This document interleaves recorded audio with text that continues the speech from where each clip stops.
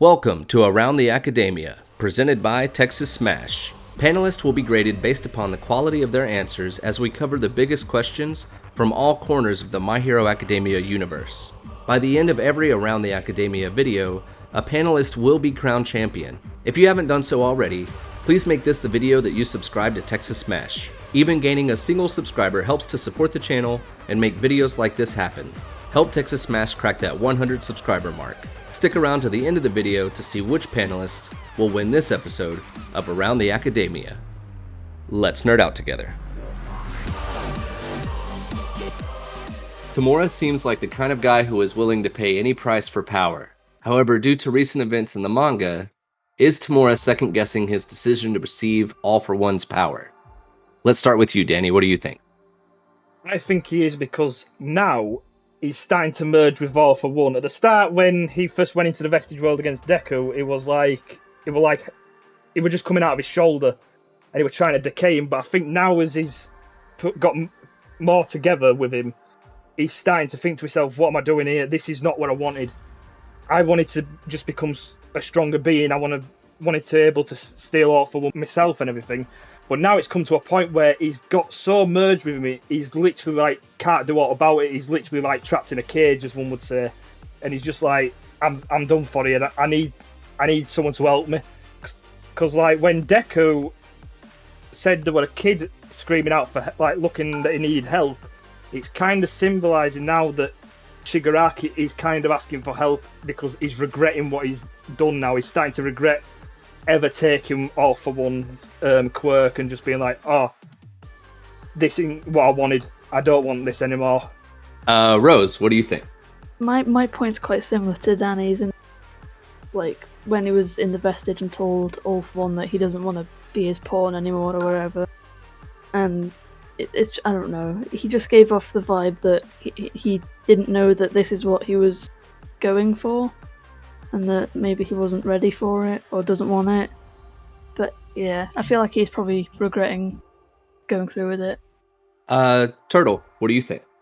Yeah, so kind of I kind of agree, but to an extent I disagree as well, because at the end of the day, when he first awakened, I think he basically said, I want to be greater than All for One. Like when he was fighting Endeavor, he said he wants to be better, and he could never surpass All for One without taking the All for One quirk to begin with. So in a sense, yes, he does regret it because he's being screwed over right now and he didn't know that was going to happen. But long term, if he can like overcome the All for One vestige, I don't think he would regret it. Like if he can come out the other side with this power, and possibly with Star and Strike's power as well, who knows, then he would succeed in his goal of being greater than All for One. That's what he ultimately wants to do. So if he can do that, I don't think he'll regret it at all. Right this second, he might regret it, but in the end, I doubt it. Gotcha. All right, bring us home, Locan. What do you think? I'm gonna go with that. He's definitely not second guessing himself. They're in a battle between each other and who's gonna win, but at the end of the day, his anger is what's motivating him and pushing him. So I feel like he doesn't care that All for One's really trying to take over. He still has his goal that he's gonna go after, and he's letting his hate become his strength, and he wants that power. So he's not second guessing it. He just didn't realize that this is what All for One's real intentions were. But I still think he wants it so that he can obtain his goal. Good points.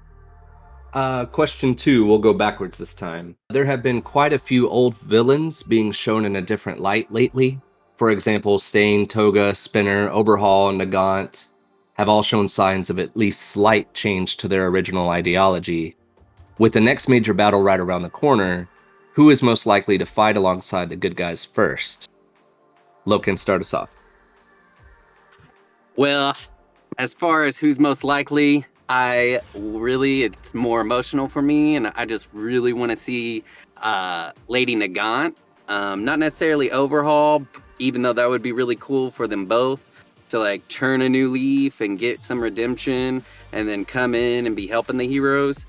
I don't necessarily think they'll be trying to become heroes, but I think it would be cool if Lady Nagant did see how Deku is the one that's like gonna change things and want to team up and really help them now. Okay.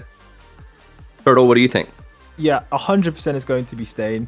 I mean, he's already helped the heroes by giving them that microchip with all the information on it. But the fact is, he's already helped All Might, and I reckon that working with All Might going forward would be like a dream for him, because he's basically the biggest All Might fanboy besides Deku and Senaitai. So I think Stain will work with the heroes before anyone else.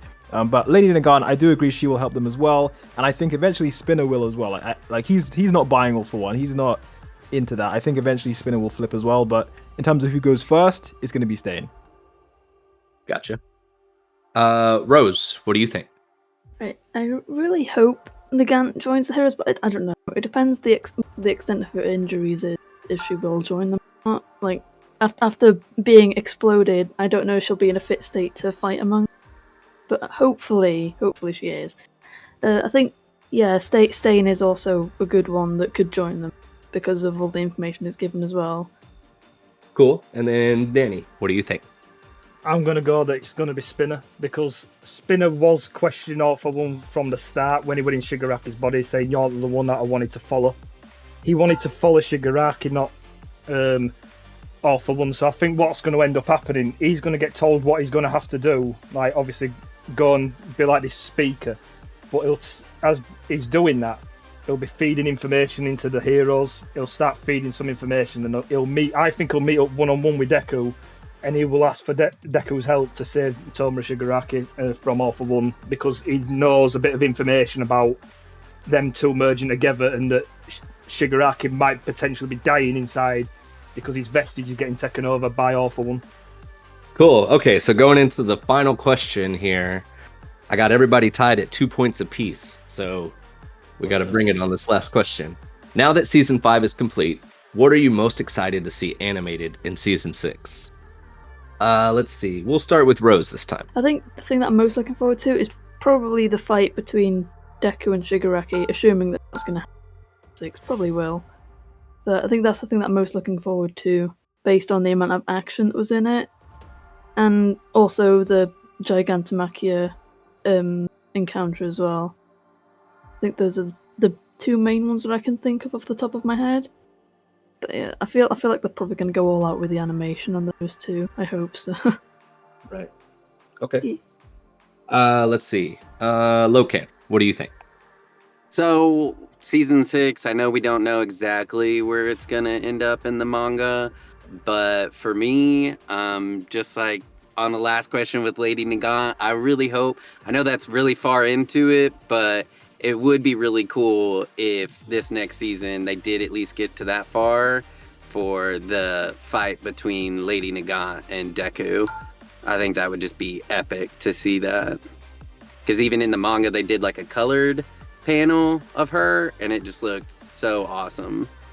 That's something I'd be looking forward to. Okay. Turtle, what are you looking forward to? Darby's reveal.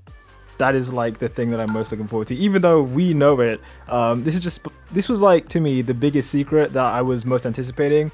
So, we already know what it is now, but seeing that animated will be pretty cool, and Endeavor's reaction as well. But second to that is the Endeavor versus Shigaraki fight. Although it was quite brief because, other heroes started jumping in. That one moment when Shigaraki stands on top of his body and does like the fist raise thing, that was hilarious. So I want to see that animated as well. And then Danny, what do you got? I would like to see the entire Gigantomachia scenes where he's just literally ripping through buildings, he's ripping through the forest, and like Class 1A is trying the best with Class 1B to like literally slow him down, and you've got Mountain Lady literally grabbing onto his legs, just getting pulled across the entire forest, and literally everything's getting destroyed, and you're going to be able to see the battle form of Gigantomachia, which I think that's the first time we've ever seen him like look like an absolute monster.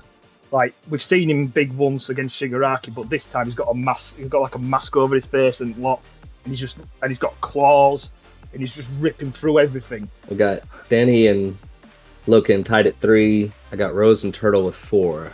I gave Rose extra points because in the midst of that Tomura versus Deku fight, we see Texas Smash from Deku for the first time, and since that's kind of a play on the Oh, I didn't see that coming. I forgot about that.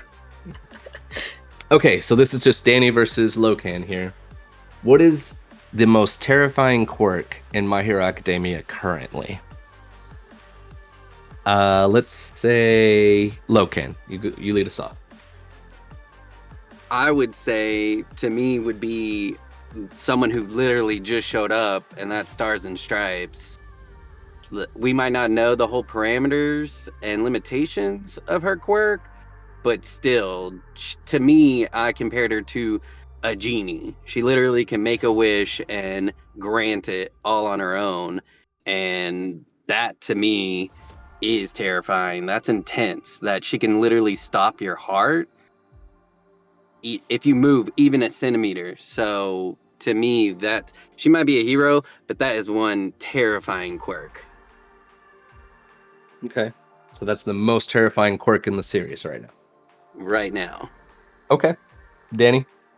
You go with Tomura Shigaraki's decay. Because, like, literally, you're terrified of 5 fingers of his literally touching you and his hand, and you're just going to go disappear into nothing. You're just going to decay into nothing. Like, if I was stood in front of Shigaraki right now, I would be literally running the other way because he has to touch you with his hand. Stars, she has to touch you and she has to know your name because it has been said that she needs to know the name of the person or thing she's touching. Whereas Shigaraki don't need to know a name, he just needs to just get his hands on you and that's it, you're dead. You have no chance of living. All right, so I'm going to give Loken the point here. Good run, though. That was a very tight first round. All right, so everybody's tied at 4. Buy or sell round. Turtle, lead us off. All Might will have one more legitimate fight. You buy that or you sell that? I buy that. Because during the whole like interaction with Lady Nagant and everything, if you remember, he had this briefcase that he was holding the entire time, like after they got attacked. And I don't know what was in that briefcase, but I have a hunch that he has some sort of like contraption. I don't know if it's like an Iron Man suit or whatever he has, but there was something in that briefcase that he thought would be useful to go out and help Deku. And considering that he, in the last few chapters, he wants to be involved in the fight going forward, he knows how weak he is. So clearly there's something that he has up his sleeve that will allow him to fight again properly. I'm guessing a suit of some kind. But yeah, he seems confident in being able to fight again. So I think he can. I think there will be at least one more. Okay. Loken, what do you think? For me, I'm going to sell. I get that he might have something to help him, but for me, he already knows he's supposed to die, but that was what he said before, is that he's not ready to die. He's not ready to quit necessarily, but I think that's just as in not give in and just die. I think he's just gonna help in some other way, but not have a fight like he did. Plus with Stain, he literally could only transform for not even a second. It was like boom, boom, and he was coughing up blood like he has been. So, sell. Okay. Rose. I'd probably say buy it because, like as Loken probably said, he's not the type to give in or whatever. And it's also, like, in response to what Turtle suggested earlier, is that because Deku's got, like, the mid-gauntlets and stuff, what's to say that All Might doesn't have a gadget or whatever of some kind? Star loses her quirk. Buy or sell? I would say sell. I can't see her losing it. I feel like something's going to happen that'll make it seem like Shigaraki's winning hand, but Star and Stripe probably has another trick up her sleeve. That's what I'm thinking. Because of what All For One said, saying that she doesn't respond, like, she responds well to, like, tricks or whatever. I feel like she's got something up her sleeve that will be the end of whatever their fight's gonna come to. I can't imagine her losing her quirks this early on, though. Right. Okay. So I'm gonna say sell. Good deal. Turtle. I'm gonna say buy, because if she doesn't lose her quirk, then I guess the heroes would be at the advantage actually going forward, because ever since the war arc, the heroes have always been on the back foot. So I guess if she survives, the heroes will actually be on the front foot for once, because they'll have Star and Stripe's overpowered quirk, they'll have Endeavor, they'll have Deku, who's overpowered in himself. I think they could have a good chance. So for that reason, I think she will lose her quirk, because the heroes will have a bit of an advantage if she doesn't. Very valid. All right. Loken, what do you think? I'm the complete opposite. Cell. For me, I think if the villains do get her quirk, it would tip the scales way too much in their favor, because we have Shigaraki about to be at 100%, and he is strong as heck, but if they get that one, it'd be overpowered. And so I think they still do need her and her quirk to be able to have a chance against the villains. Okay. That was good. Last one for the buy or sell round. This might be my favorite question for this whole video. Redemption for Tomura Shigaraki. Buy or sell? Turtle, lead us off here. So Tomura Shigaraki, I don't know if you guys have seen this quote. Horikoshi said that Tomura Shigaraki is beyond redemption. Like, there's an actual quote saying this. But at the same time, Tenko Shimura, like his actual, who he used to be, I don't know if you guys have seen my theory video on this, but I think that Shigaraki could be rewound back at the end of My Hero Academia back into Tenko Shimura. And I think Tenko Shimura is innocent. So if you're asking me about Shigaraki, no, he can't be redeemed. But if he was to be turned back into Tenko, I think, yeah, Tenko is innocent. So in that sense, I guess he is redeemed, but not Shigaraki himself. He won't be a good guy. He'll never help the heroes. But Tenko could come back. Rose, what do you think? I'd sell it also. I don't think Shigaraki can be redeemed, purely based on the fact that he's too far gone at the moment. But if it was phrased differently and Tomura Shigaraki was changed with Tenko Shimura, I'd go with buy, but since it's Shigaraki, sell. Because I can't imagine the state he's in now. I can't imagine him wanting to go through the redemption, because, yeah, he just seems too far gone. And Locan, what do you think? For me, I'm gonna buy it, because even in the Vestige world, we do have a piece of, Tomura in there as a child, where Deku was reaching out for him and trying to save him, and that's Deku's whole thing, is trying to save everyone that he can. And if it wasn't for All for One intercepting, I feel like he wouldn't be what he is. And so if Deku can just tap into him and finally save that kid and bring him out, then I feel like that will change Tomura completely, and he can finally get on a path of redemption. Rose, Whoa. It's been fun, but down to Locan versus Turtle for the showdown.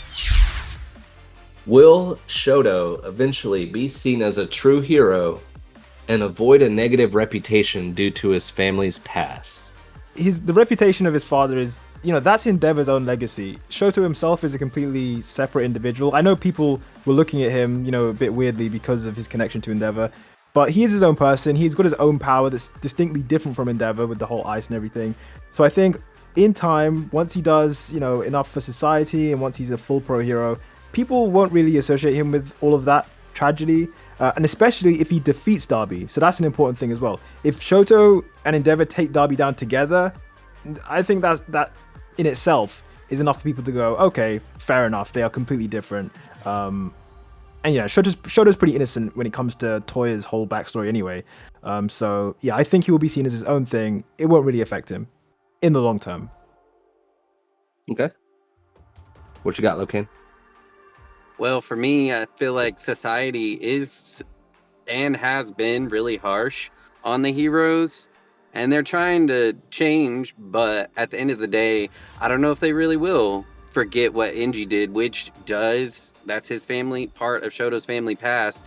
So I feel like there's gonna be a permanent stain always on his reputation, and I don't know if he'll ever clean it. I just don't think so. Like, as long as Enji's in the spotlight, even if they do something, there will be people that still doubt them, and their reputation will have negativity around it.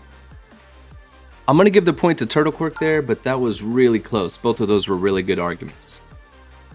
Moving on to the next question. Will Spinner be compliant with All for One's request to spread the PLF message, as this is not the leader he chose to follow? Locan, lead us off. Spinner's gonna reject him. And I feel like that's kind of obvious too. So it's just right there. He's already not in line with All for One. And it was more Stain who he wanted to follow and his ideology. So for me, I don't think he's going to be following All for One's orders. I think he's going to reject it and go find Stain or do something else. I kind of agree. So Spinner isn't really in All for One's camp, you know, and to be honest, even before Shigaraki's body got taken over, Spinner was already having doubts about the League of Villains. Back in My Villain Academia, we all saw how he was arguing with Shigaraki and how he was asking Toga, you know, why are we here kind of thing. And now my theory, ever since that last chapter when this whole thing was proposed, I think Spinner will, in this beginning, he will actually start to be that leader for the people with mutation quirks and kind of gather them around. And I think Spinner could almost, to an extent, have an army of people with mutation quirks, and then when it comes down to it, he can flip on All for One and use that army of people with mutations for his own purpose, or, you know, to go against whatever All for One's trying to do, or trying to get, or he could use it to try and get Shigaraki back in a way, maybe. I don't know what he would do exactly, but I think Spinner could use All for One's plan to gain a certain degree of power among those people who want to follow him with mutation quirks. Man, that was good too. I liked that theory. I'll agree. Like, that was good. All right, Turtle takes that question. Let's go. Nah, Loken, you put up a good fight, man. It was a close one. As the champion of Around the Academia 2, you get 60 seconds to talk about anything My Hero you want to talk about. So it's kind of your victory speech. So My victory. Oh, you know what? I wish I prepared something. I wish I wrote something down. My victory speech. Let me see. Any topic. Any My Hero thing, whatever you want to talk about. What's the coolest thing in My Hero right now? The coolest thing right now is Star and Stripes quirk. I'm actually just before I jumped on this, I was working on a video about it. I was writing a video about her quirk and what its potential might be. Because I don't know if you guys, well, obviously you remember that, you know, the quirk enhancing drug trigger, like it massively boosts what a quirk can do. And I was just thinking to myself, you know, if this is what Star's quirk can do in its base form, if she took trigger, what could she, like, could she destroy the planet? Like, what is the limit of her rules? Do you know what I mean? If All for One gets this power, could he touch Deku and just say, you know, if Izuku Midoriya moves 1 inch, then he has to voluntarily pass over 1 floor to me? Kind of like Shinzo's brainwashing in a way, like forcing Deku to just give it up. These are the kind of things I was thinking about. Thank you so much for sticking around until the end of the video. If you're still listening, then you, my friend, are plus ultra. Check out our Discord server and join the Texas Smash community. Link in the description below. If you're already looking forward to the next episode of Around the Academia, we will return next month with a whole new slate of questions and potentially some new panelists as well. We'll see y'all then.